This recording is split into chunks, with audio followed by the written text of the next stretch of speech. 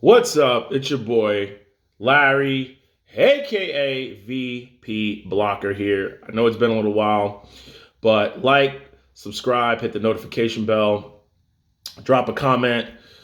Um, I'm not a financial planner. I'm not a financial guru. I'm not a life coach. I'm just someone who's made a lot of dumb mistakes and don't want you to go through them.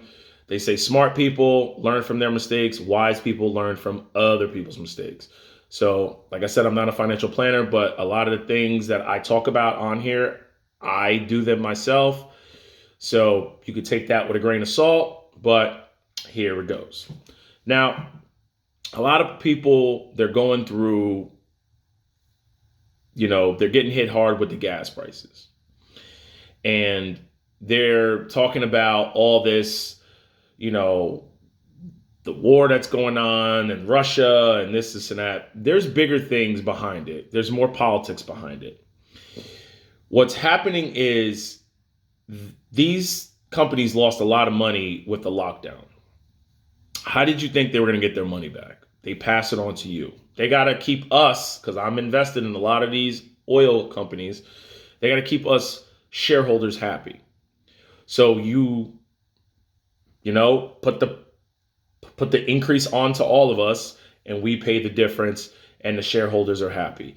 There's bigger stories behind these conglomerates that I'm not going to get into, but I'm going to get into things that you can do not to make catastrophic mistakes. Okay.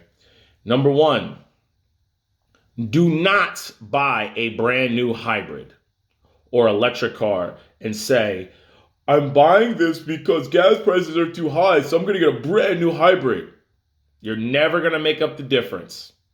Ever.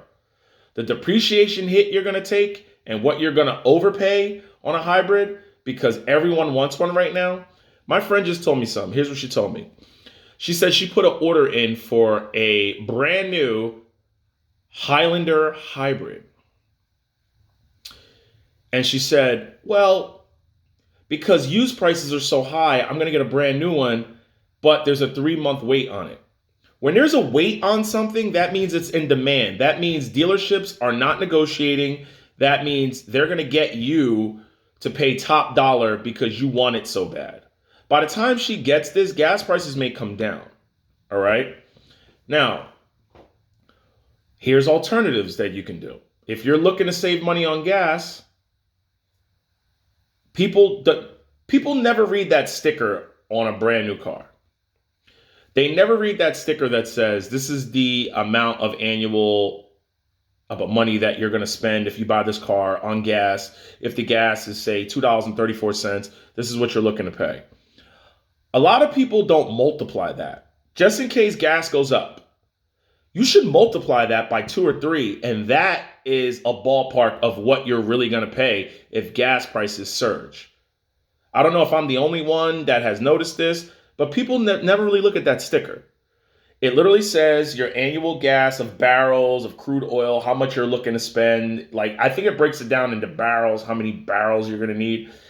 But if gas is $2.34, you're going to spend, say, $2,200 and something dollars.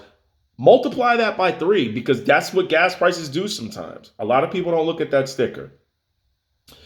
If you are looking to save money, go for a 2010, 2011 Prius, plug-in, Hyundai Sonatas, cars that people are not looking at anymore. Like your used 10-year-old, 9-year-old hybrids are out there. You got Camrys, 4-cylinder Camrys, Corollas. They're really good on gas. Your Chevy Cobalts, they're good on gas. You can even find a little Dodge Neon to clunk around in.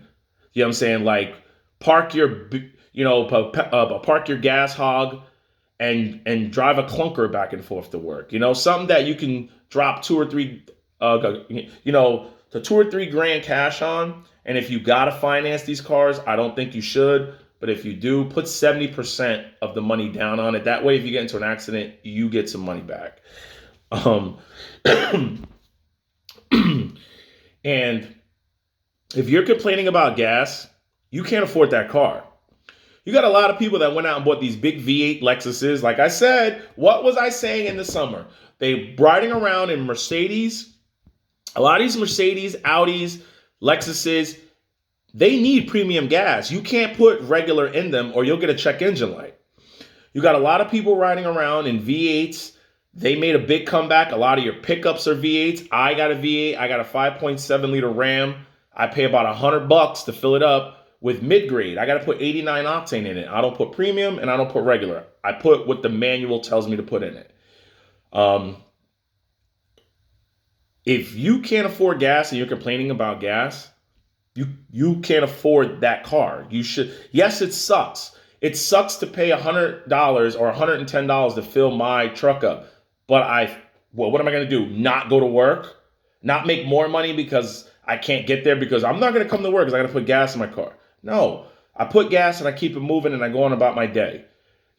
That's why I say get your finances in order, because you don't worry about this type of shit. You don't worry about the small shit. You go on about your day, you live life, you book trips, you don't worry about gas. If you got to pay extra for a plane ticket, you really don't care because it really doesn't matter. Don't buy a hybrid and say you're going to save on gas. They got you. Okay. Don't make that mistake. Here's another thing. Slow down. Stop driving so fast. Leave 15 minutes early for work. People don't understand when they say on the side of the car where that gas sticker is, 22 miles city, 26 miles highway. You're not going to get 26 miles highway if you're doing 75, 80, 85, 90, 100 to work. That's usually based on like 50 to 65 miles per hour. Leave 15 minutes, 20 minutes early for work, and you'll see you can cruise in the middle lane, cruise in the right lane, and you'll get better gas mileage. I leave for work earlier. I always leave for work early. Either I light a cigar on days that I smoke cigars, because I usually smoke a cigar on payday, and I get in the right lane, I set the cruise control, and I listen to like a good, songs, or I put like a good YouTube video on that's a half hour, 45 minutes that I haven't, that I haven't seen the night before, and I put that on. And I cruise to work, and you'll see the difference in your gas prices. You'll see the difference in how many times you're going to the pump a week. Here's another thing. Fill your tank up. Don't throw $10 and $20 and $15 and $30. You're going to go to the pump more often. You're better off filling up.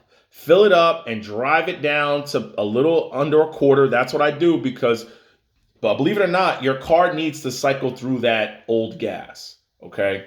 And when you go down under a quarter of a tank, your fuel pump is still covered with gas and it doesn't have to pump as hard to work to get the gas through the injectors. But I bring my gas down to a quarter tank and then I fill it up. You want to get some of that gas out of the tank. Don't be one of these anal people that, oh my God, I hit a half a tank, I have to fill it up. You want to be someone that actually gets your money worth out of your tank. Don't throw $20 because you're going to be there, but more often. Time is your most valuable commodity. You don't want to waste it at a pump. All right. All these luxury cars out here, people are going to start to feel it.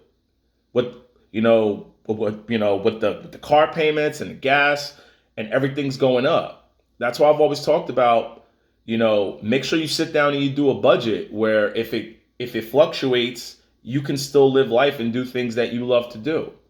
You don't want to sacrifice the things you love because you can't go out there and do the things you love. What do you think is going to happen when you're 60 and 65 years old? You're going to sacrifice living a great life and sit on the couch every day and do nothing? I've had family, God rest her soul, my mom was like that. I don't know if you guys know, but my mom passed away in January. It was a very hurtful time. But a lot of people who still depended on her, who are grown adults, they didn't expect that, and they're in a really bad situation right now. And it breaks my heart for them, but they're older than me, and they got to figure it out. You don't want to be in a situation where you're broke and catastrophically something happens, and now you're depending on other people. Because those people are going to tell you no. After a while, if they're smart, they're going to tell you no because they have their own dreams that they're working for. So that was just a little side thing of what, I went through in January.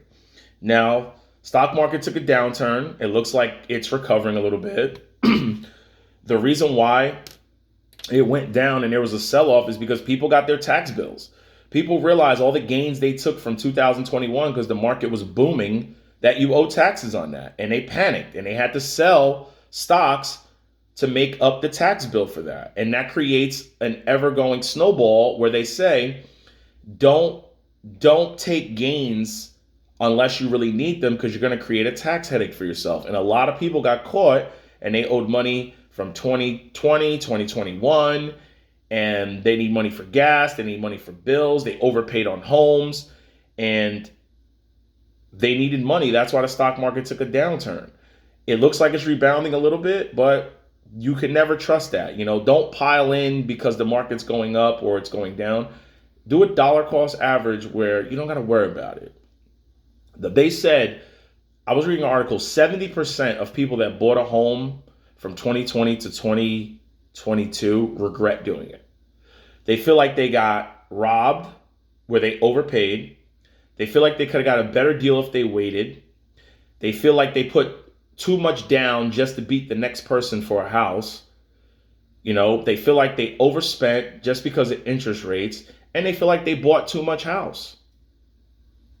Well, what did you expect? When the news is pumping bidding wars and you got to get a house while there's a house, what did you think was going to happen? So that's just a quick video. Don't buy a brand new hybrid or an electric car. Don't buy a Tesla for $100,000 and say you're saving money on gas, or $70,000 or $80,000. Don't do that. You're playing yourself. Stay away from luxury cars. A lot of these luxury cars got big V8s in them. They got 3.6 twin turbos. They're gas hogs, man. Stay away from them. You want to grab a little four-banger, a little used 5 to 10-year-old four-banger, clunk it back and forth to work. You'll be better off. Don't fall for the stock market ups and downs. It's going to do that. It's going to be volatile. Remember, stock market crashes come when nobody expected, okay? They come when you least expect it. No one saw the dot-com coming. No one saw the 2008 housing crisis. No one saw the Great Depression. They just happened. No technology and no person on YouTube or no newscaster can predict it, because if they could, they would have predicted them already. They're going to tell you a ballpark of when it's going to happen, and it's not going to come. They come when you least expect it. On a beautiful weekend after 4th of July, it's beautiful. Everyone had a great time. No one's thinking about the stock market. And then the stock market could drop 50 points in 1 week. That's how it happens. So no regrets. Get after it. And live life within your means. Don't compete with your neighbors and the Joneses. The Joneses and Ken and Barbie and them, they're broke. No regrets.